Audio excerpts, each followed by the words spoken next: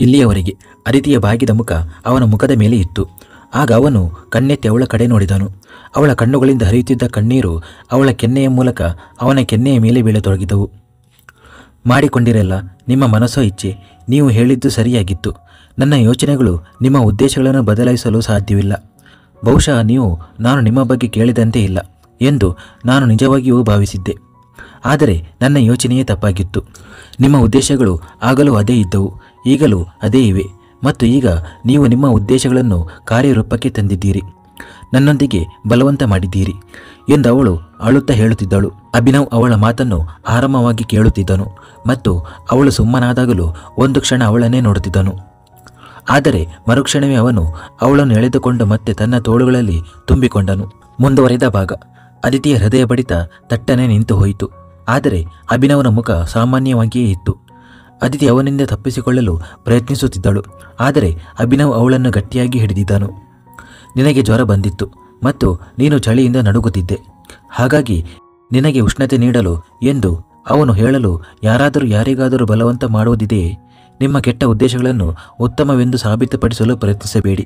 ಮೊದಲು ನಾನು ನಿಮ್ಮನ್ನು ಅರ್ಥ ಮಾಡಿಕೊಳ್ಳಲು ಸಾಧ್ಯವಾಗಲಿಲ್ಲ, ಆದರೆ ಈಗ ನಾನು ನಿಮ್ಮನ್ನು ಸಂಪೂರ್ಣವಾಗಿ ಅರ್ಥ ಮಾಡಿಕೊಂಡಿದ್ದೇನೆ. ನೀವು ಸಂಪೂರ್ಣವಾಗಿ ಕೆಟ್ಟ ಮನುಷ್ಯರು. ನಿಮಗೆ ಸಂತೋಷ ನೀಡುವ ಕೆಲಸವನ್ನು ಮಾತ್ರ ನೀವು ಮಾಡುತ್ತೀರಿ, ಅದು ಇನ್ನೊಬ್ಬರಿಗೆ ಎಷ್ಟೇ ದುಃಖ ನೀಡಿದರು. ಇದು ಸತ್ಯ. ನಿಮ್ಮ ಅಗತ್ಯಗಳನ್ನು ಪೂರೈಸಲು ನೀವು ನನ್ನನ್ನು ಇಲ್ಲಿಗೆ ಕರೆತಂದಿದ್ದೀರಿ ಮತ್ತು ಇಂದು ಅದು ಸಾಬೀತಾಗಿದೆ. ನಾನು ಜ್ವರದಿಂದ ಬಳಲುತ್ತಿದ್ದೆ, ಆದರೆ ನೀವು ನನ್ನ ದೌರ್ಬಲ್ಯದ ಲಾಭವನ್ನು ಪಡೆದುಕೊಂಡು ನಿಮ್ಮ ಕೆಟ್ಟ ಉದ್ದೇಶಗಳನ್ನು ಪೂರೈಸಿಕೊಂಡಿದ್ದೀರಿ ಎಂದು ಅದಿತಿ ಬಹುತೇಕ ಅವನನ್ನು ಹಾಸಿಗೆಯಿಂದ ತಳ್ಳುತ್ತಾ ಹೇಳಿದಳು ಮತ್ತು ದೂರ ಸರಿಯಲು ಪ್ರಯತ್ನಿಸಿದಳು. ಆದರೆ ಅಭಿನವ್ ಮತ್ತೊಮ್ಮೆ ಅವಳನ್ನು ಹಿಡಿದು ಹಾಸಿಗೆಯೊಳಗೆ ತಳ್ಳಿದನು. ಮೊದಲು ಇದನ್ನು ಹಾಕಿಕೊ ಎಂದು ತನ್ನ ಶರ್ಟನ್ನು ಅವಳ ಮುಂದೆ ಇಟ್ಟನು. ಅವನ ಶರ್ಟನ್ನು ನೀಡಿದ್ದನ್ನು ಕಂಡು ಅದಿತಿ ವ್ಯಂಗ್ಯವಾಗಿ ನಕ್ಕಳು ಮತ್ತು ನಿದ್ರೆಯಲ್ಲಿ ರಾಕ್ಷಸರಂತೆ ಲಾಭ ಪಡೆಯುವುದೆಂದರೆ ಕಣ್ಣು ತೆರೆದ ನಂತರ ಮುಖವಾಡವನ್ನೇಕೆ ಹಾಕಿಕೊಳ್ಳುತ್ತೀರಿ? ಈಗ ಏಕೆ ನಾಟಕ ಮಾಡುವುದು? ಬಿಟ್ಟು ಬಿಡಿ, ನಾಟಕ ಮಾಡಬೇಡಿ ಎಂದು ಹೇಳುತ್ತಿದ್ದಳು. ಅಷ್ಟರಲ್ಲಿ ಅಭಿನವ್ ತನ್ನ ಸ್ಥಳದಿಂದ ಎದ್ದು ನಿಂತು, ಸರಿ, ನಿನಗೆ ಅಗತ್ಯವಿಲ್ಲದಿದ್ದರೆ ಬೇಡ, ನನಗೆ ಹೇಗಾದರೂ ಯಾವುದೇ ತೊಂದರೆ ಇಲ್ಲ ಎಂದನು. ಅವನು ಹಾಗೆ ಹೇಳುವುದನ್ನು ನೋಡಿ ಅದಿತಿ ಆಶ್ಚರ್ಯಗೊಂಡಳು. ಅದಿತಿ ಬೇಗನೆ ತನ್ನ ಕಣ್ಣುಗಳನ್ನು ತೆರೆದು ಆ ಶರ್ಟನ್ನು ಅವನಿಂದ ಕಿತ್ತುಕೊಂಡಳು. ಅವಳು ಆ ಶರ್ಟನ್ನು ಧರಿಸುವುದನ್ನು ನೋಡಿ ಅಭಿನವ್ ತುಟಿಗಳ ಮೇಲೆ ಒಂದು ಮಂದಹಾಸ ಮೂಡಿತು. ಆದರೆ ಅದು ಬೇಗನೆ ಮಾಯವಾಯಿತು. ಅದಿತಿ ಸ್ನಾನಗೃಹದ ಕಡೆಗೆ ಹೋಗುತ್ತಿದ್ದಳು. ಆದರೆ ಬಾಗಿಲಿನಲ್ಲಿ ಅಭಿನವ್ ಅವಳ ಕೈಯನ್ನು ಹಿಡಿದು ಅವಳನ್ನು ಗೋಡೆಗೆ ಒರಗಿಸಿ ನಿಲ್ಲಿಸಿದನು. ಅದಿತಿ ಹೆದರಿ ಅವನನ್ನೇ ನೋಡುತ್ತಿದ್ದಳು. ಅಭಿನವ್ ಕೂಡ ಅವಳ ಮುಖವನ್ನು ನೋಡುತ್ತಿದ್ದನು ಮತ್ತು ನಂತರ ತಟ್ಟನೆ ಅವಳ ಕುತ್ತಿಗೆ ಕಡೆಗೆ ಸಾಗಿದನು. ಅದಿತಿ ತನ್ನ ಸ್ಥಳದಲ್ಲಿ ಹೆಪ್ಪುಗಟ್ಟಿದಂತೆ ನಿಂತು ಬಿಟ್ಟಳು. ಅಭಿನವನ ಸಾಮೀಪ್ಯದಿಂದ ಅವಳ ಉಸಿರಾಟ ವೇಗಗೊಂಡಿತ್ತು. ನಿಟ್ಟುಸಿರು ಬಿಡುತ್ತಾ ಅವಳು ತನ್ನ ಮುಷ್ಟಿಯನ್ನು ಬಿಗಿದಳು. ಅವಳ ಇಡೀ ದೇಹದಲ್ಲಿ ಹೊಸ ಅನುಭವವು ಹರಿಯಲು ಪ್ರಾರಂಭಿಸಿತು. ಏನೋ ವಿಚಿತ್ರವಾದದ್ದು, ಅದು ಹಿಂದೆಂದೂ ಅನುಭವಿಸಿರಲಿಲ್ಲ. ಅವಳು ಅಭಿನವನನ್ನು ತನ್ನಿಂದ ದೂರ ಮಾಡಲು ಸಾಧ್ಯವಾಗಲಿಲ್ಲ. ಅಭಿನವ್ ನಿಧಾನವಾಗಿ ಅವಳ ಕೆನ್ನೆಯನ್ನು ಚುಂಬಿಸಿದಾಗ ಅದಿತಿಯ ಮೈ ನವಿರೇಳಿತು. ಅವಳು ತನ್ನ ಕೈಗಳನ್ನು ಅಭಿನವನ ಎದೆಯ ಮೇಲೆ ಇರಿಸಿದಳು. ಇದರಿಂದ ಅವಳ ಉಗುರುಗಳು ಅಭಿನವನ ಎದೆಗೆ ನಾಟಿದವು. ಮುಂದಿನ ಕ್ಷಣದಲ್ಲಿ ಅಭಿನವ್ ಅವಳಿಂದ ಬೇರ್ಪಟ್ಟು ಅವಳ ಕಣ್ಣುಗಳಲ್ಲಿ ನೋಡಿದನು. ಕಣ್ಣೀರು ಇರಲಿಲ್ಲ, ನೋವು ಇರಲಿಲ್ಲ. ಅವಳ ಕಣ್ಣುಗಳಲ್ಲಿ ಏನೋ ವಿಭಿನ್ನವಾಗಿತ್ತು. ಅದು ಯಾವುದೇ ಅಮಲಿನಿಂದ ಕಡಿಮೆಯಾಗಿರಲಿಲ್ಲ. ಅಭಿನವ್ ಮತ್ತೊಮ್ಮೆ ಅವಳ ಹತ್ತಿರ ಬಂದನು. ಆದರೆ ಈ ಬಾರಿ ಅವನು ಅವಳ ಕಿವಿಯ ಕಡೆಗೆ ಸಾಗಿ ಪಿಸುಗುಟ್ಟಿದ್ದನು. ನಿನ್ನನ್ನು ಪಡೆಯಲು ನಾನು ನಿನ್ನೊಂದಿಗೆ ಬಲವಂತ ಮಾಡುವ ಅಗತ್ಯವಿಲ್ಲ. ನಾನು ಸ್ವತಃ ನಿನ್ನ ಹತ್ತಿರ ಬರಲು ಬಯಸಿದರೆ ನೀನು ನನ್ನಿಂದ ದೂರವಿರಲು ನಿನಗೆ ಅಷ್ಟು ಧೈರ್ಯವಿಲ್ಲ. ಸ್ವಲ್ಪ ಸಮಯದ ಹಿಂದೆ ಏನಾಯಿತು, ಏನಿಲ್ಲ ಎಂದು ನಿನಗೆ ಹೇಳುವುದು ನನಗೆ ಮುಖ್ಯವೆಂದು ಅನಿಸುವುದಿಲ್ಲ, ಏಕೆಂದರೆ ಅಭಿನವ್ ಖನ್ನಾ ಸ್ಪಷ್ಟೀಕರಣ ನೀಡುವುದಿಲ್ಲ. ಆದರೆ ಇಷ್ಟನ್ನು ಮಾತ್ರ ಅರ್ಥ ಮಾಡಿಕೊ, ಅಭಿನವ್ ಖನ್ನಾ ಯಾವುದೇ ಕೆಲಸವನ್ನು ಧೈರ್ಯವಾಗಿ ಮಾಡುತ್ತಾನೆ. ನಿನಗೆ ಏನು ಬೇಕೋ ಅದನ್ನು ಯೋಚಿಸು. I don't care. ಇಷ್ಟನ್ನು ಹೇಳಿ ಅವನು ಸ್ನಾನಗೃಹಕ್ಕೆ ಹೋದನು. ಆದರೆ ಅದಿತಿ ಗೋಡೆಗೆ ಹೊರಗೆ ನಿಂತು ಬಿಟ್ಟಳು. ಅಭಿನವನ ಮಾತುಗಳು, ಅವನ ನಡವಳಿಕೆಗಳು ನಂತರದ ವಿಷಯ. ಈಗ ಅವಳಿಗೆ ತನ್ನ ಬಗ್ಗೆಯೇ ಆಶ್ಚರ್ಯವಾಗುತ್ತಿತ್ತು. ಅವನ ಹತ್ತಿರ ಬಂದಾಗ ಅವಳಿಗೆ ಏನಾಗುತ್ತಿತ್ತು? ಅವಳು ಅವನನ್ನು ತನ್ನಿಂದ ದೂರ ಮಾಡಲು ಏಕೆ ಸಾಧ್ಯವಾಗಲಿಲ್ಲ? ಶೇಖರ್, ಕಾಲಿನ್ ಮತ್ತು ಅವರನ್ನೆಲ್ಲ ಎಷ್ಟು ದ್ವೇಷದಿಂದ ನೋಡುತ್ತಿದ್ದಳೋ ಅಷ್ಟು ದ್ವೇಷದಿಂದ ಅವಳು ಅಭಿನವನನ್ನು ತನ್ನಿಂದ ದೂರ ಮಾಡಲು ಏಕೆ ಸಾಧ್ಯವಾಗಲಿಲ್ಲ? ಅವಳು ಇನ್ನೂ ಆಲೋಚನೆಗಳಲ್ಲಿ ಮಗ್ನಳಾಗಿ ನಿಂತಿದ್ದಳು. ಅಷ್ಟರಲ್ಲಿ ಅಭಿನವ್ ಸ್ನಾನಗೃಹದಿಂದ ಹೊರಬಂದನು.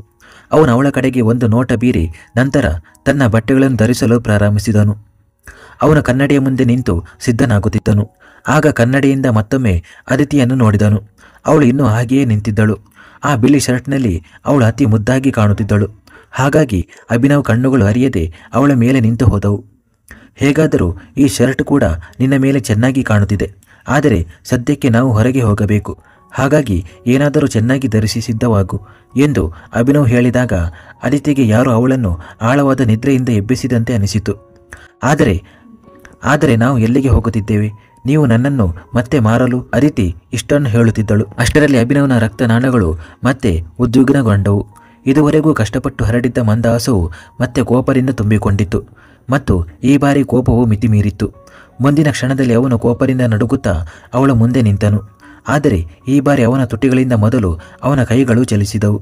ಅವನು ಅದಿತಿಯ ಕೂದಲನ್ನು ತನ್ನ ಮುಷ್ಟಿಯಲ್ಲಿ ಹಿಡಿದು ಸ್ವಲ್ಪ ಎಳೆದು ಅವಳ ಮುಖದ ಮೇಲೆ ಬಗ್ಗಿ ಹಲ್ಲು ಕಚ್ಚಿ ಹೇಳಿದನು, ಕೊನೆಯ ಬಾರಿ, ಕೇವಲ ಕೊನೆಯ ಬಾರಿ ನಿನ್ನ ಈ ಹರಟೆ ಸಹಿಸಿಕೊಳ್ಳುತ್ತಿದ್ದೇನೆ.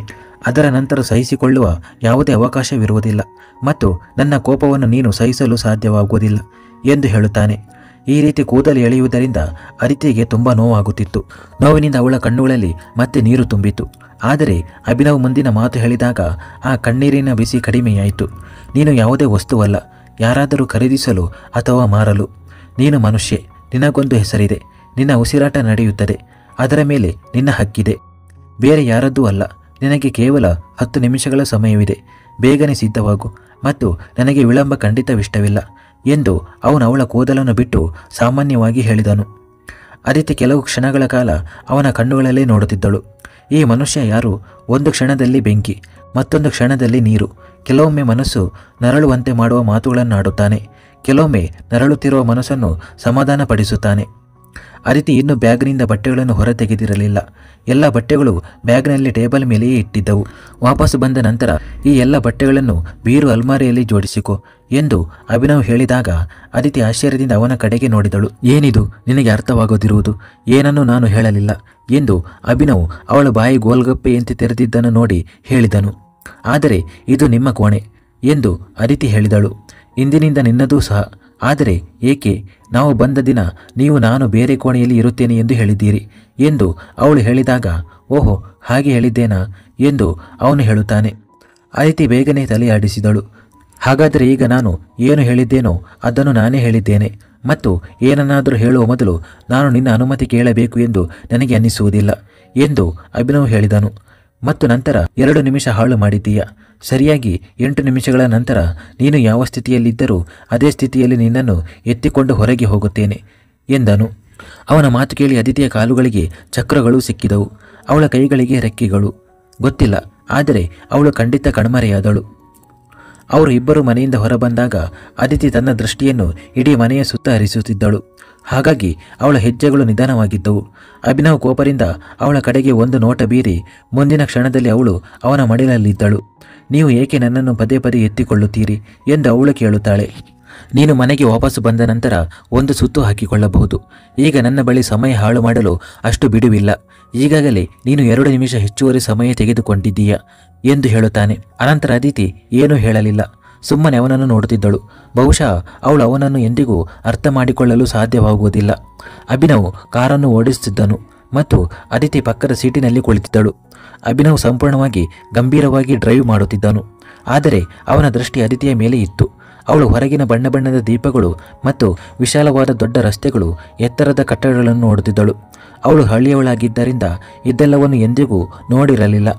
ಅಷ್ಟರಲ್ಲಿ ಇದ್ದಕ್ಕಿದ್ದಂತೆ ಅವಳಿಗೆ ಚಾಟ್ ಮಸಾಲ ವ್ಯಾಪಾರಿಯೊಬ್ಬನು ಕಾಣಿಸಿದನು. ಅವನನ್ನು ನೋಡಿ ಅವಳು ನಾಲಿಗೆಯಿಂದ ತುಟಿಗಳನ್ನು ಸವರಿದಳು. ಮುಂದಿನ ಕ್ಷಣದಲ್ಲಿ ಅಭಿನವ್ನ ಕಾರು ತಟ್ಟನೆ ನಿಂತಿತು. ಅಭಿನವ್ ತನ್ನ ಕೈಯನ್ನು ಮುಂದಿಡದಿದ್ದರೆ ಅದಿತಿಯ ತಲೆಯು ಡ್ಯಾಶ್ ಬೋರ್ಡ್ಗೆ ತಗುಲುತ್ತಿತ್ತು. ಅದಿತಿ ತುಂಬ ಆಸಕ್ತಿಯಿಂದ ಕೆಲವೊಮ್ಮೆ ಗೋಲ್ಗಪ್ಪೆ, ಕೆಲವೊಮ್ಮೆ ದಹಿ ಹಲ್ವಾ, ಕೆಲವೊಮ್ಮೆ ಚಾಟ್ ಪಪ್ಪಡಿ ತಿನ್ನುತ್ತಿದ್ದಳು. ಆದರೆ ಅಭಿನವ್ ಕಾರಿನ ಪಕ್ಕದಲ್ಲಿ ನಿಂತು ಅವಳನ್ನೇ ನೋಡುತ್ತಿದ್ದನು.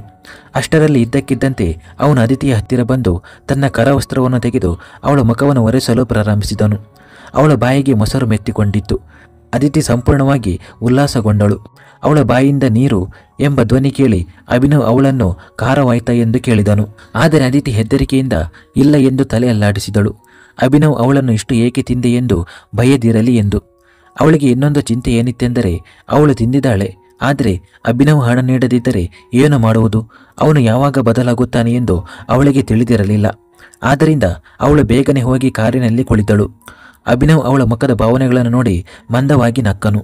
ನಂತರ ಹಣದ ಕಂತೆಯನ್ನು ಗಾಡಿ ಮೇಲೆ ಇಟ್ಟು ಕಾರಿನಲ್ಲಿ ಬಂದು ಕುಳಿತುಕೊಂಡು ಕಿಟಕಿಯನ್ನು ಮೇಲೆತ್ತಿದನು. ಅದಿತಿ ಇನ್ನೂ ಕಾರದಿಂದ ನೀರು ಎಂದು ಹೇಳುತ್ತಿದ್ದಳು. ಕೆಲವೊಮ್ಮೆ ನಾಲಿಗೆ ಹೊರಹಾಕುತ್ತಾಳೆ, ಕೆಲವೊಮ್ಮೆ ದೀರ್ಘ ಉಸಿರು ತೆಗೆದುಕೊಂಡು ತುಟಿಗಳನ್ನು ದುಂಡಗೆ ಮಾಡಿ ಗಾಳಿ ಬಿಡುತ್ತಾಳೆ. ಹಣೆಯ ಮೇಲೆ ಹೊಳೆಯುವ ಬೆವರು ಕಾರು ಅವಳ ಪ್ರಜ್ಞೆಯನ್ನು ಹಾರಿಸಿದೆ ಎಂದು ಹೇಳುತ್ತಿತ್ತು. ಆದರೆ ನಿಜವಾದ ಪ್ರಜ್ಞೆ ಹಾರಿದ್ದು ಅಭಿನವ್ ಅವಳ ಮುಖವನ್ನು ತನ್ನ ಕೈಗಳಲ್ಲಿ ಹಿಡಿದು ಅವಳ ಮಾತನ್ನು ನಿಲ್ಲಿಸಿದಾಗ. ಅಭಿನವನ್ನು ಹುಚ್ಚನನ್ನಾಗಿಸುತ್ತಿದ್ದ ನೀರಿನ ಶಬ್ದ ನಿಂತಿತು. ಅದಿತಿಯ ಕಾರು ಎಷ್ಟೋ ಹೊತ್ತಿಗಾಗಲೇ ಮಾಯವಾಗಿತ್ತು ಮತ್ತು ಆ ಬಣ್ಣ ಕೆನ್ನೆಗಳ ಮೇಲೂ ಹರಡಿತ್ತು. ನನ್ನೊಂದಿಗೆ ನೀವು ಹೀಗೆ ಹೇಗೆ ಮಾಡಬಹುದು? ಅಭಿನವನಿಂದ ಬಿಡಿಸಿಕೊಂಡ ನಂತರ ಅದಿತಿ ಕೋಪದಿಂದ ಹೇಳಿದಳು. ನಿನಗೆ ಕಾರ ತಗುಲುತ್ತಿತ್ತು, ಅದನ್ನು ದೂರ ಮಾಡಲು ನನಗೆ ಬೇರೆ ಯಾವುದೇ ಮಾರ್ಗ ಸಿಗಲಿಲ್ಲ ಎಂದು ಹೇಳುತ್ತಾನೆ. ಹಾಗಾದರೆ ನಿಮ್ಮ ಮುಂದೆ ಯಾರಿಗೆ ಕಾರ ತಗುಲುತ್ತದೆಯೋ ಅವರಿಗೆ ನೀವು ಹೀಗೆಯೇ ಕಾರವನ್ನು ದೂರ ಮಾಡುತ್ತೀರಾ? ನಾನು ಹೀಗೆ ಯಾರೊಂದಿಗೂ ರಸ್ತೆಯ ಮಧ್ಯದಲ್ಲಿ ಖಾರವಾದುದನ್ನು ತಿನ್ನಿಸುವುದಿಲ್ಲ ಎಂದು ಹೇಳುತ್ತಾನೆ. ಅಂದರೆ ಸಿಹಿಯಾದದ್ದನ್ನು ತಿನ್ನಿಸುತ್ತೀರಾ ಎಂದು ಅದಿತಿ ಕೇಳುತ್ತಾಳೆ. ನಾನು ಏನನ್ನು ತಿನ್ನಿಸಿದರೆ ನಿನಗೇಕೆ ತಿಳಿಯಬೇಕು? ಅವನ ಮಾತನ್ನು ಕೇಳಿ ಅದಿತಿ ತನ್ನ ಮುಖವನ್ನು ಕೆಳಗೆ ಇಳಿಸಿಕೊಂಡಳು. ಸರಿ, ನನಗೆ ಏನು ಹಕ್ಕು ಇದೆ ಏನನ್ನು ತಿಳಿಯಲು? ನೀನು ಬೇರೆ ಯಾರು ಎಂದು ಅಭಿನವ್ ಕಾರು ಸ್ಟಾರ್ಟ್ ಮಾಡಿದ ನಂತರ ಹೇಳಿದನು. ಆಗ ಅದಿತಿ ಅವನ ಕಡೆಗೆ ನೋಡಿದಳು. ಅಭಿನವನ ಭಾವರಹಿತ ಮುಖವನ್ನು ನೋಡಿ ಬಹುಶಃ ತನಗೆ ಏನಾದರೂ ತಪ್ಪು ತಿಳುವಳಿಕೆ ಆಗಿರಬಹುದು ಎಂದು ಅವಳಿಗೆ ಅನಿಸಿತು. ಅವಳು ಮತ್ತೆ ದೃಷ್ಟಿ ಕೆಳಗೆ ಮಾಡಿಕೊಂಡಳು. ಸ್ವಲ್ಪ ಸಮಯದ ನಂತರ ಅವರ ಕಾರು ಮತ್ತೆ ಕನ್ನಾವಿಲ್ಲದೊಳಗೆ ಪ್ರವೇಶಿಸಿತು. ಕಾರು ಮನೆಗೆ ಹಿಂತಿರುಗಿದ್ದನ್ನು ನೋಡಿ ಅದಿತಿ ಆಶ್ಚರ್ಯದಿಂದ ಅಭಿನವ್ ಕಡೆಗೆ ನೋಡಿದಳು. ಆದರೆ ಅಭಿನವ್ ಅವಳ ಕಡೆಗೆ ನೋಡದೆ ಕಾರಿನಿಂದ ಹೊರಬಂದು ಮನೆಯೊಳಗೆ ಬಂದನು. ನಾವು ಎಲ್ಲಿಗೂ ಹೋಗಬೇಕಾಗಿಲ್ಲ, ಅಂದ ಮೇಲೆ ಹೊರಗೆ ಯಾಕೆ ಹೋದೆವು ಎಂದು ಅವನನ್ನು ಕೇಳುತ್ತಾ ಅವಳು ಒಳಗೆ ಬಂದಳು. ಅವಳ ಓಡುವ ವೇಗ ಮತ್ತು ಅಭಿನವ್ ನಡೆಯುವ ವೇಗ ಬಹುತೇಕ ಒಂದೇ ಆಗಿತ್ತು. ಅಭಿನವ್ ನಿನಗೆ ಕೆಲವು ವಿಷಯಗಳನ್ನು ಹೇಳಬೇಕಾಗಿದೆ ಎಂದು ರೋಹಿಣಿಯವರು ಅಭಿನವನ ದಾರಿಯನ್ನು ತಡೆದು ಹೇಳಿದರು. ಮೇಲೆ ಕೋಣೆಗೆ ಹೋಗು ಎಂದು ಅಭಿನವ್ ಅದಿತಿಯ ಕಡೆಗೆ ನೋಡಿ ಹೇಳಿದನು. ಇಲ್ಲ, ಈ ಹುಡುಗಿ ನಿನ್ನ ಕೋಣೆಗೆ ಖಂಡಿತ ಹೋಗೋದಿಲ್ಲ. ಈಗಲೇ ಈ ಹುಡುಗಿಯನ್ನು ಎಲ್ಲಿಂದ ಕರೆತಂದೆಯೋ ಅಲ್ಲಿಗೆ ಬಿಟ್ಟು ಬಾ ಎಂದು ರೋಹಿಣಿಯವರು ಹೇಳಿದರು. ಆಗ ಅದಿತಿ ತಕ್ಷಣ ಅಭಿನವನ ಹಿಂದೆ ನಿಂತು ಅವನ ಶರ್ಟನ್ನು ಮುಷ್ಟಿಯಲ್ಲಿ ಹಿಡಿದುಕೊಂಡಳು. ಅಭಿನವ್ ಅದಿತಿಯ ಕಡೆಗೆ ತಿರುಗಿ ಅವಳನ್ನು ಅತ್ಯಂತ ಕೋಪದಿಂದ ನೋಡುತ್ತಾ ಮತ್ತೊಮ್ಮೆ ಈಗಲೇ ನಮ್ಮ ಕೋಣೆಗೆ ಹೋಗು ಎಂದನು. ಅವನ ಈ ರೀತಿ ಕೋಪಗೊಳ್ಳುವುದರಿಂದ ಮತ್ತು ರೋಹಿಣಿಯವರ ಕಠಿಣ ನೋಟದಿಂದ ಅದಿತಿ ನಡುಗಲು ಪ್ರಾರಂಭಿಸಿದಳು. ಕೇಳಿಸಲಿಲ್ಲವೇ ನಿನಗೆ ನಾನು ಏನು ಹೇಳಿದೆ? ಅಭಿನವ್ ಮತ್ತೊಮ್ಮೆ ಕಿರುಚಿದಾಗ ಅವಳು ಬೇಗನೆ ಮೇಲಿನ ಕೋಣೆಯ ಕಡೆಗೆ ಓಡಿದಳು. ಅವಳು ಹೋದ ನಂತರ ಅಭಿನವ್ ಮತ್ತೆ ರೋಹಿಣಿಯವರ ಕಡೆಗೆ ತಿರುಗಿ ಅವರನ್ನು ನೋಡುತ್ತಾ ಈಗ ಹೇಳಿ, ನಿಮಗೆ ಏನು ಹೇಳಬೇಕಾಗಿದೆ ಎಂದು ಕೇಳಿದನು. ನಾನು ಹೇಳಬೇಕಾದದನ್ನು ಈಗಾಗಲೇ ಹೇಳಿದ್ದೇನೆ, ಆದರೆ ಇನ್ನೊಮ್ಮೆ ಪುನರಾವರ್ತಿಸುತ್ತೇನೆ. ಈ ಹುಡುಗಿ ಈ ಮನೆಯಲ್ಲಿ ಇರಲು ಸಾಧ್ಯವಿಲ್ಲ. ಅವಳನ್ನು ಎಲ್ಲಿಂದ ಕರೆತಂದೆಯೋ ಅಲ್ಲಿಗೆ ಮರಳಿ ಬಿಟ್ಟು ಬಾ ಎಂದು ರೋಹಿಣಿಯವರು ಉತ್ತರಿಸಿದರು. ನಾನು ಹಾಗೆ ಮಾಡದಿದ್ದರೆ ಎಂದು ಅಭಿನವ್ ಪ್ರಶ್ನಿಸಿದನು. ನೀನು ಅರ್ಥ ಮಾಡಿಕೊಳ್ಳುತ್ತಿಲ್ಲ ಅಭಿನವ್. ಇಂತಹ ಹುಡುಗಿ ನಮ್ಮ ಮನೆಯಲ್ಲಿ ಇರುವುದು ಸರಿಯಲ್ಲ. ನಮಗೆ ಸಮಾಜದಲ್ಲಿ ಗೌರವ, ಸ್ಥಾನಮಾನ, ಹೆಸರು ಇದೆ. ಅವಳಂತಹ ಚಾರಿತ್ರ್ಯಹೀನ ಎಂದು ರೋಹಿಣಿಯವರು ಮುಂದುವರೆದರು. ಸುಮ್ಮನಿರಿ ಎಂದು ಅಭಿನವ್ ಸಿಟ್ಟಿನಿಂದ ಗದರಿಸಿದನು. ಕೋಪ ಮಾಡಿಕೊಂಡರೆ ಏನೂ ಆಗುವುದಿಲ್ಲ ಅಭಿನವ್. ನಿನ್ನ ಚಾಲಕ ನಮಗೆ ಆ ಹುಡುಗಿಯನ್ನು ಎಲ್ಲಿಂದ ಕರೆತಂದಿದ್ದೀ ಎಂದು ಈಗಾಗಲೇ ಹೇಳಿದ್ದಾನೆ. ನಮಗೆ ಬೇಕಾಗಿರುವುದು ಇಷ್ಟೇ, ನೀನು ಆ ಹುಡುಗಿಯನ್ನು ಇಂದು ಆ ಸ್ಥಳಕ್ಕೆ ಮರಳಿ ಬಿಟ್ಟು ಬಾ. ನಾವು ಅವಳನ್ನು ನಮ್ಮ ಮನೆಯಲ್ಲಿ ಎಂದು ಹೇಳುತ್ತಿರುವಾಗಲೇ ನಮ್ಮ ಮನೆ ಎಂದು ಅಭಿನವ್ ವ್ಯಂಗ್ಯ ಮತ್ತು ಆಶ್ಚರ್ಯದಿಂದ ಕೂಡಿದ ಭಾವದಲ್ಲಿ ಕೇಳಿದನು. ಅವನ ಈ ಮಾತಿನಿಂದ ರೋಹಿಣಿಯವರ ಮುಖದ ಬಣ್ಣ ಮಾಸಿತು. ಅಭಿನವ್ ಸ್ವಲ್ಪ ನಕ್ಕು, ನಾನು ನಿಮ್ಮನ್ನು ನನ್ನ ತಾಯಿ ಎಂದು ಗೌರವಿಸುತ್ತೇನೆ, ಆದರೆ ಇದರರ್ಥ ನೀವು ನನ್ನ ತಾಯಿಯಾಗಿ ನನ್ನ ಮೇಲೆ ಹಕ್ಕು ಚಲಾಯಿಸುತ್ತೀರಿ ಎಂದಲ್ಲ. ಮತ್ತು ಇನ್ನೊಂದು ವಿಷಯ ನೆನಪಿಡಿ, ಇದು ನನ್ನ ಮನೆ. ಈ ಹೆಸರು ಮತ್ತು ಸ್ಥಾನಮಾನ ಇದನ್ನು ನೀವು ನಿಮ್ಮ ದುಬಾರಿ ಸೀರೆಗಳು ಮತ್ತು ಆಭರಣಗಳಲ್ಲಿ ಸುತ್ತಿ ನಿಮ್ಮ ಮೇಲೆ ಹೊದಿಸಿಕೊಳ್ಳುತ್ತೀರಿ. ಇದೆಲ್ಲವೂ ನನ್ನಿಂದ ಬಂದಿದೆ.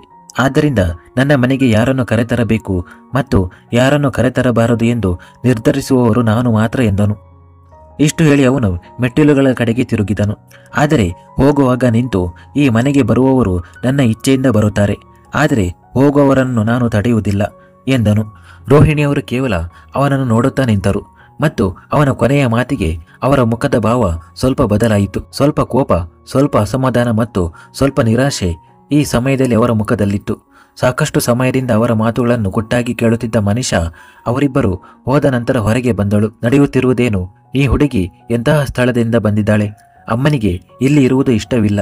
ಯಾರು ಈ ಹುಡುಗಿ ಮತ್ತು ಅವಳ ಕಥೆಯೇನು? ನಾನು ಬೇಗನೆ ಕಂಡು ಹಿಡಿಯಬೇಕು ಎಂದು ಅವಳು ಮನಸ್ಸಿನಲ್ಲಿ ಹೇಳಿಕೊಂಡಳು. ಅಭಿನವ್ ತೀವ್ರ ಕೋಪದಿಂದ ತನ್ನ ಕೋಣೆಗೆ ಹಿಂತಿರುಗಿದನು. ಅದಿತಿ ಹಾಸಿಗೆ ಮೇಲೆ ಕುಳಿತು ಅವನಿಗಾಗಿ ಕಾಯುತ್ತಿದ್ದಳು. ಅವನು ಕೋಣೆಗೆ ಬಂದ ನಂತರ ಅವಳು ಬೇಗನೆ ಅವನ ಬಳಿಗೆ ಹೋಗಿ ಅವನ ಮುಖವನ್ನು ನೋಡುತ್ತಾ, ನೀವು ನಿಜವಾಗಿಯೂ ನನ್ನನ್ನು ಆ ಸ್ಥಳಕ್ಕೆ ಮತ್ತೆ ಬಿಟ್ಟು ಬರುತ್ತೀರಾ? ದಯವಿಟ್ಟು ಹಾಗೆ ಮಾಡಬೇಡಿ. ನಾನು ಅಲ್ಲಿಗೆ ಹೋಗಲು ಬಯಸುವುದಿಲ್ಲ. ನನ್ನಿಂದ ದೂರವಿರಿ ಎಂದಳು. ಅಭಿನವ್ ಕೋಪದಿಂದ ಕಿರುಚಿದಾಗ ಅದಿತಿ ಸ್ವಲ್ಪ ಹಿಂದಕ್ಕೆ ಸರಿದಳು. ಅದಿತಿ ಕಣ್ಣುಗಳಲ್ಲಿ ನೀರು ತುಂಬಿಕೊಂಡು ಅವನನ್ನೇ ನೋಡುತ್ತಿದ್ದಳು. ಆದರೆ ಅಭಿನವನ ಮುಖ ಕೋಪದಿಂದ ತುಂಬಿತ್ತು. ಅವನು ಕಬೋರ್ಡ್ನಿಂದ ಸಿಗರೆಟ್ ಪ್ಯಾಕೆಟ್ ತೆಗೆದು ಸೋಫಾದ ಮೇಲೆ ಕುಳಿತು ಸೇದತೊಡಗಿದನು. ಅದಿತಿಗೆ ಭಯವಾಗಿದ್ದರೂ ಅವಳು ಅಭಿನವನೊಂದಿಗೆ ಮಾತನಾಡಬೇಕಿತ್ತು. ಇದರಿಂದ ಅವನನ್ನು ಮನವೊಲಿಸಿ ಕಾಳಿಂದಿ ಬಳಿ ಬಿಟ್ಟು ಬರದಂತೆ ಮನವಿ ಮಾಡಬಹುದೆಂದು. ನನಗೆ ಗೊತ್ತು, ನಿಮ್ಮ ಮುಂದೆ ಏನನ್ನು ಹೇಳುವ ಯೋಗ್ಯತೆ ನನಗಿಲ್ಲ.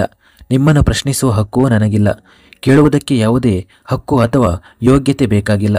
ನೀವು ಬೇಕಾದರೆ ನನ್ನನ್ನು ಈ ಮನೆಯಿಂದ ಹೊರಹಾಕಿ, ನಾನು ಸುಮ್ಮನೆ ಹೋಗುತ್ತೇನೆ. ಎಲ್ಲಿ ಬೇಕಾದರೂ ಇರುತ್ತೇನೆ. ಆದರೆ ನನಗೆ ಆ ಜಾಗಕ್ಕೆ ಮತ್ತೆ ಹೋಗಲು ಇಷ್ಟವಿಲ್ಲ. ಆ ಜನರು ತುಂಬ ಕೆಟ್ಟವರು. ಅವರು ಕೆಟ್ಟ ಕೆಲಸಗಳನ್ನು ಮಾಡುತ್ತಾರೆ ಮತ್ತು ನನ್ನಿಂದಲೂ ಮಾಡಿಸುತ್ತಾರೆ. ನಾನು ಅವರ ಮಾತನ್ನು ಕೇಳದಿದ್ದಾಗ ಅವರು ನನ್ನನ್ನು ತುಂಬ ಹೊಡೆದರು ಎಂದು ಅದಿತಿ ಅಳುತ್ತಾ ಗದ್ಗದಿತಳಾಗಿ ಹೇಳಿದಳು. ಇನ್ನೂ ಬಟ್ಟೆ ಬದಲಾಯಿಸಿಲ್ಲವೇ ನೀನು? ಅಭಿನವ್ ಸಿಗರೇಟನ್ನು ಆ್ಯಶ್ ಟ್ರೇಯಲ್ಲಿ ಆರಿಸುತ್ತಾ ಕೇಳಿದನು. ಅದಿತಿ ಅಳುತ್ತಾ ಇದ್ದಕ್ಕಿದ್ದಂತೆ ದೊಡ್ಡ ಕಣ್ಣುಗಳನ್ನು ಮಾಡಿ ಅವನನ್ನು ನೋಡಿದಳು. ನೈಟ್ ಸೂಟ್ ಹಾಕಿ ಮಲಗು, ಅಭಿನವ್ ಮತ್ತೆ ಹೇಳಿದನು. ನೀವು ನನ್ನನ್ನು ಅಲ್ಲಿಗೆ ಬಿಟ್ಟು ಬರುತ್ತೀರಾ ಎಂದು ಅದಿತಿ ಮತ್ತೆ ಕೇಳಿದಳು. ಅಭಿನವ್ ತನ್ನ ಜಾಗದಿಂದ ಎದ್ದು ನಿಂತು, ನಿನಗೆ ಉತ್ತರ ಸಿಗಬೇಕಾಗಿದ್ದರೆ ಒಮ್ಮೆಗೆ ಸಿಗುತ್ತಿತ್ತು. ಪದೇ ಪದೇ ಕೇಳುವುದರಿಂದ ನಿನ್ನ ಪ್ರಶ್ನೆ ಬದಲಾಗಬಹುದು. ನನ್ನ ಉತ್ತರಿಸದಿರುವ ಮನಸ್ಥಿತಿ ಬದಲಾಗುವುದಿಲ್ಲ. ಮತ್ತು ಈಗಲೂ ಇಲ್ಲಿ ನಿಂತರೆ ನನಗೆ ನಿನ್ನ ಬಟ್ಟೆ ಬದಲಾಯಿಸಲು ಯಾವುದೇ ತೊಂದರೆ ಇಲ್ಲ ಎಂದನು. ಅದಿತಿ ಸಿಡುಕಿದ ಮುಖದಿಂದ ಅವನನ್ನು ನೋಡಿದಳು. ಆದರೆ ಅಭಿನವ್ ಮತ್ತೆ ಅವಳನ್ನು ನೋಡಲಿಲ್ಲ ಮತ್ತು ಇನ್ನೊಂದು ಸಿಗರೇಟ್ ಹಚ್ಚಿಕೊಂಡನು. ಅಂದರೆ ನನ್ನಿಂದ ನಿನ್ನ ಬಟ್ಟೆ ಬದಲಾಯಿಸಬೇಕೆಂದು ನೀನು ಬಯಸುತ್ತೀಯಾ? ಅಭಿನವ್ ಹೀಗೆ ಹೇಳುತ್ತಿದ್ದಂತೆ ಅದಿತಿ ಮತ್ತೊಮ್ಮೆ ಮಾಯವಾದಳು. ಅವಳು ಬಟ್ಟೆ ಬದಲಾಯಿಸಿಕೊಂಡು ಬಂದು ಹಾಸಿಗೆ ಮೇಲೆ ಕುಳಿತಳು. ಹಾಲು ಟೇಬಲ್ ಮೇಲಿದೆ ಎಂದು ಅಭಿನವ್ ಹೇಳಿದನು. ಅದಿತಿ ಟೇಬಲ್ ಕಡೆ ನೋಡಿದಳು. ಒಂದು ಲೋಟ ಹಾಲು ಅಲ್ಲಿ ಇತ್ತು. ನೋಡುವುದು ಮಾತ್ರವಲ್ಲ, ಕುಡಿಯಬೇಕು ಕೂಡ ಎಂದು ಅಭಿನವ್ ಹಾಸಿಗೆಯಿಂದ ಎದ್ದು ಹೇಳಿದನು ಮತ್ತು ತನ್ನ ಬಟ್ಟೆಗಳನ್ನು ತೆಗೆಯಲು ಪ್ರಾರಂಭಿಸಿದನು. ಅವನು ಬಟ್ಟೆ ತೆಗೆಯುವುದನ್ನು ನೋಡಿ ಅದಿತಿಗೆ ಗಾಬರಿಯಾಯಿತು. ಅವನು ಕೇವಲ ಕೆಳಗೆ ಶಾರ್ಟ್ ಧರಿಸಿದ್ದನು. ಅವನು ಅವಳ ಹತ್ತಿರ ಸಮೀಪಿಸುತ್ತಿದ್ದಂತೆ ಅದಿತಿಯ ಉಸಿರಾಟ ನಿಂತು ಹೋದಂತಿತ್ತು. ಅವಳು ಬೇಗನೆ ಹಾಲಿನ ಗ್ಲಾಸ್ ತೆಗೆದುಕೊಂಡು ಒಂದೇ ನಿಮಿಷದಲ್ಲಿ ಮುಗಿಸಿದಳು. ಅವಳ ಈ ವರ್ತನೆಯಿಂದ ಅಭಿನವನ ಮುಖದಲ್ಲಿ ಸಣ್ಣ ನಗು ಮೂಡಿತು. ಅದಿತಿ ಭಯದಿಂದ ತನ್ನ ದೃಷ್ಟಿಯನ್ನು ಕೆಳಗಿಳಿಸಿದ್ದಳು. ಏಕೆಂದರೆ ಎದುರಿಗೆ ನಿಂತಿರುವ ವ್ಯಕ್ತಿ ಯಾವಾಗ ಏನು ಮಾಡುತ್ತಾನೆ ಎಂದು ಊಹಿಸಲು ಸಾಧ್ಯವಿರಲಿಲ್ಲ. ಮತ್ತು ಹಾಗೆಯೇ ಆಯಿತು. ಅಭಿನವ್ ಇದ್ದಕ್ಕಿದ್ದಂತೆ ಅದಿತಿಯನ್ನು ಹೊಟ್ಟೆಯ ಬಳಿ ಹಿಡಿದು ಹಾಸಿಗೆ ಮೇಲೆ ಕೂರಿಸಿದನು ಮತ್ತು ತಾನು ಅವಳ ತೊಡೆಯ ಮೇಲೆ ತಲೆ ಇಟ್ಟುಕೊಂಡನು. ಜೊತೆಗೆ ಅಭಿನವ್ ಅವಳ ಅಷ್ಟು ಹತ್ತಿರ ಇರುವುದು ಅದಿತಿಯ ಉಸಿರಾಟವನ್ನು ಯಾರೋ ಅಡವಿಟ್ಟಂತೆ ಅನಿಸಿತ್ತು. ಅವನು ಮತ್ತೊಮ್ಮೆ ಅದಿತಿಯ ಕೈ ಹಿಡಿದು ತನ್ನ ತಲೆಯ ಮೇಲೆ ಇಟ್ಟಾಗ ಅವಳು ಅವನ ಕೂದಲನ್ನು ನೇವರಿಸಲು ಪ್ರಾರಂಭಿಸಿದಳು. ಮನಸ್ಸಿನಲ್ಲಿ ಒಂದೇ ಪ್ರಶ್ನೆ ಇತ್ತು, ಈ ವ್ಯಕ್ತಿ ಯಾರು ಮತ್ತು ಏನು ಬಯಸುತ್ತಾನೆ? ಒಂದು ಕ್ಷಣದಲ್ಲಿ ಕೋಪಗೊಳ್ಳುತ್ತಾನೆ ಮತ್ತು ಮುಂದಿನ ಕ್ಷಣದಲ್ಲಿ ಎದುರಿನವರನ್ನು ಸಂಪೂರ್ಣವಾಗಿ ಮೌನವಾಗಿಸುವಂತಹ ಕೆಲಸಗಳನ್ನು ಮಾಡುತ್ತಾನೆ. ಅದಿತಿಗೆ ಈ ಭಾವನೆಗಳು ಸಂಪೂರ್ಣವಾಗಿ ಹೊಸತಾಗಿದ್ದವು.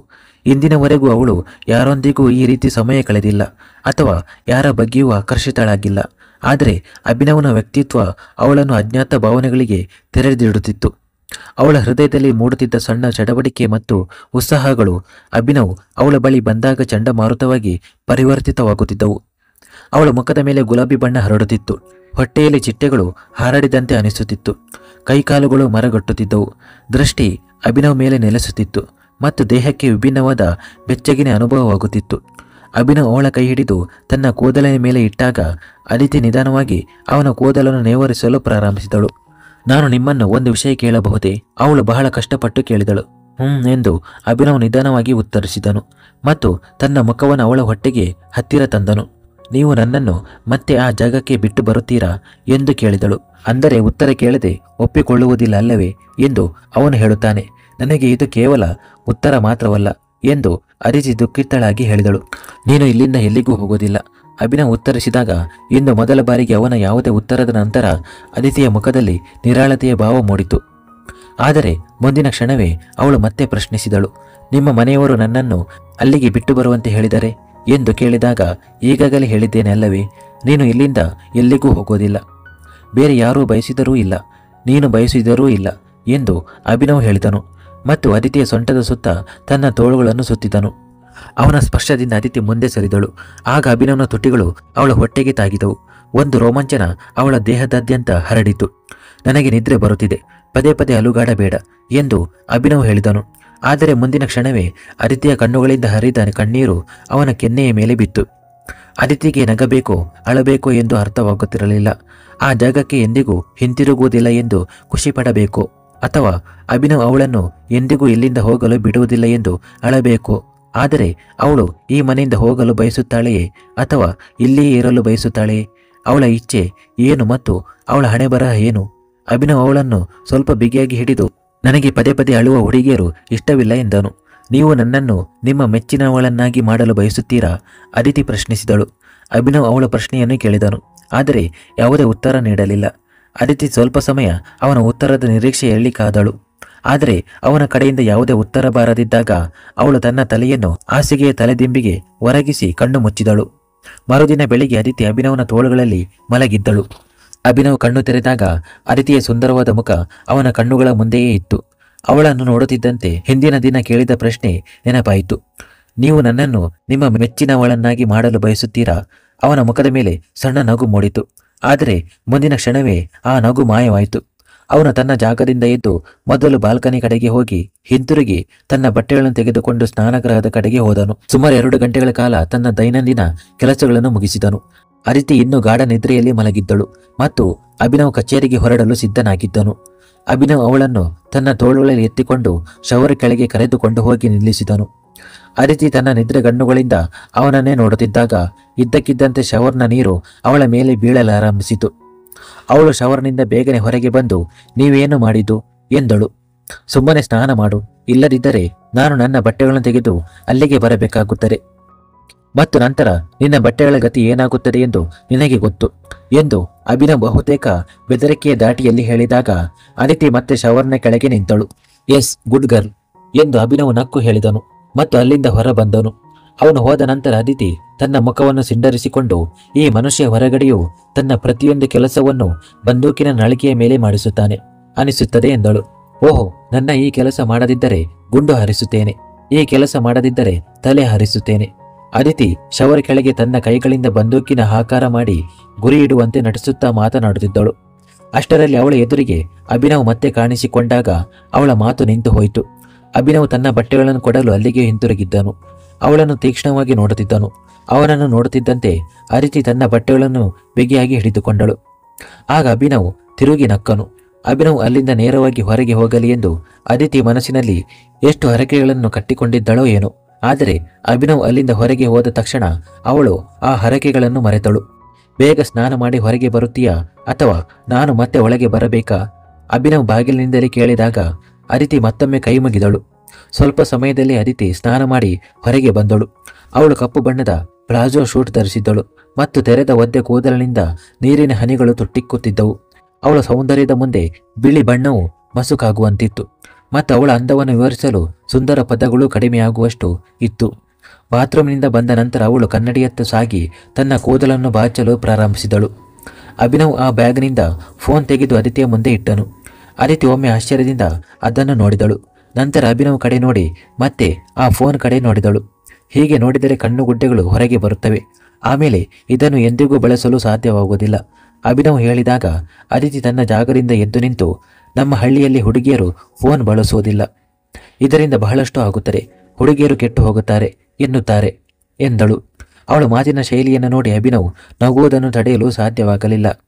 ಅಭಿನವ್ ಆ ಫೋನನ್ನು ತನ್ನ ಕೈಯಲ್ಲಿ ತೆಗೆದುಕೊಂಡು ಅದಿತಿಯ ಕೈ ಹಿಡಿದು ಅವಳ ಕೈಯಲ್ಲಿ ಫೋನ್ ಇಡುತ್ತಾ, ಕೆಟ್ಟವನು ತಾನೇ ಬಯಸುವವರೆಗೆ ಅವನನ್ನು ಯಾರೂ ಕೆಡಿಸಲು ಸಾಧ್ಯವಿಲ್ಲ, ಇದನ್ನು ಯಾವಾಗಲೂ ನಿನ್ನ ಬಳಿಯೇ ಇಟ್ಟುಕೋ ಎಂದನು. ಆದರೆ ಇದನ್ನು ನನಗೆ ಬಳಸಲು ಬರುವುದಿಲ್ಲ ಎಂದು ಹೇಳುತ್ತಾಳೆ. ಕೆಟ್ಟರೆ ಹೊಸದು ಸಿಗುತ್ತದೆ ಎಂದು ಅಭಿನವ್ ಹೇಳಿದನು ಮತ್ತು ತನ್ನ ಬ್ಲೇಸರ್ ಹಾಕಲು ಪ್ರಾರಂಭಿಸಿದನು. ಮತ್ತು ಅದು ಕೂಡ ಕೆಟ್ಟರೆ? ಅದಿತಿ ತನ್ನ ಬಡಬಡಿಕೆ ಮುಂದುವರಿಸಿದಳು. ಇನ್ನೊಂದು ಹೊಸದು ಸಿಗುತ್ತದೆ ಎಂದು ಮತ್ತೆ ಹೇಳಿದನು. ಅದು ಕೂಡ ಕೆಟ್ಟರೆ? ಅದಿತಿ ಕೂಡ ಎಂಬ ಪದಕ್ಕೆ ಹೆಚ್ಚು ಒತ್ತು ನೀಡಿದಳು. ಆಗ ಅಭಿನವ್ ಇದ್ದಕ್ಕಿದ್ದಂತೆ ಅವಳ ಕಡೆಗೆ ತಿರುಗಿ ಅವಳ ಗಲ್ಲದ ಮೇಲೆ ಕೈಯಿಟ್ಟು ಅವಳ ಬಾಯಿಯನ್ನು ಮುಚ್ಚುತ್ತಾ, ಆಗ ಮನೆಯಲ್ಲೇ ಅಂಗಡಿ ತೆರೆಸುತ್ತೇನೆ ಎಂದನು. ಈಗ ಕೆಳಗೆ ಬಾ, ಉಪಹಾರ ಸೇವಿಸೋಣ.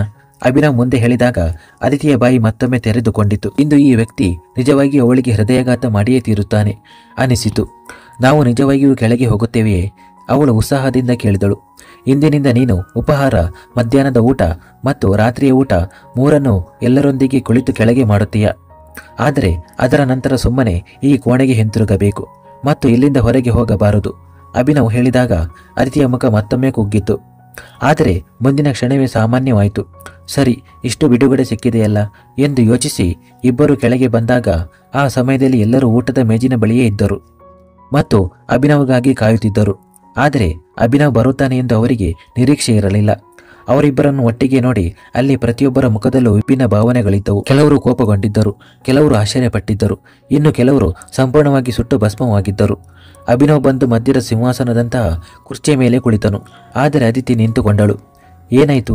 ಇಲ್ಲಿ ಕುಳಿತುಕೋ. ಅವನು ತನ್ನ ಪಕ್ಕದ ಕುರ್ಚಿಯಲ್ಲಿ ಅವಳನ್ನು ಕುಳಿತುಕೊಳ್ಳಲು ಸನ್ನೆ ಮಾಡುತ್ತಾ ಹೇಳಿದನು. ಆದರೆ ಅವಳು ಕುಳಿತುಕೊಳ್ಳುವ ಮೊದಲೇ ರೋಹಿಣಿಯವರು ತಮ್ಮ ಸ್ಥಳದಿಂದ ಎದ್ದು ನಿಂತು ಕೋಪದಿಂದ ಕಿರುಚುತ್ತಾ, ನಿನಗೆ ನಿಜವಾಗಿಯೂ ಅನಿಸುತ್ತದೆಯೇ ಈ ಹುಡುಗಿ ಇಲ್ಲಿ ನಮ್ಮೊಂದಿಗೆ ಕುಳಿತು ಊಟ ಮಾಡಲು ಯೋಗ್ಯಳು ಎಂದು?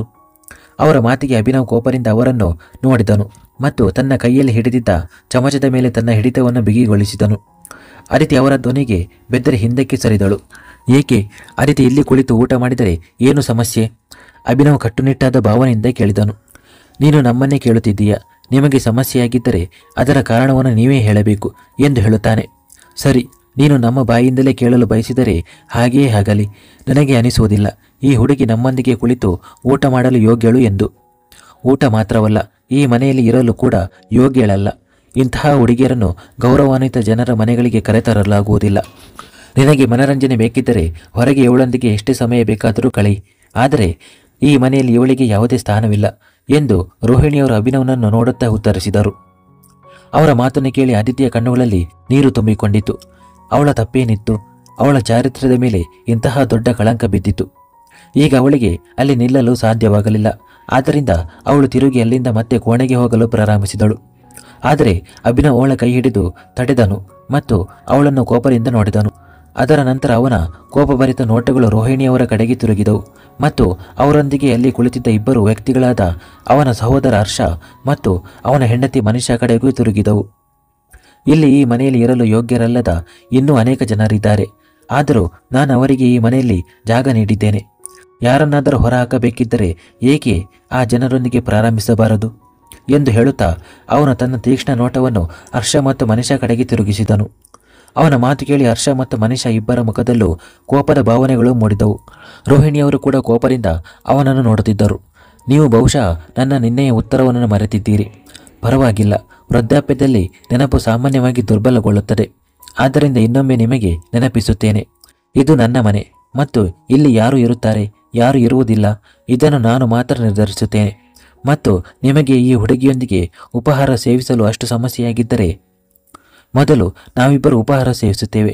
ಅದರ ನಂತರ ನೀವು ಆರಾಮವಾಗಿ ಉಪಹಾರ ಮಾಡಬಹುದು.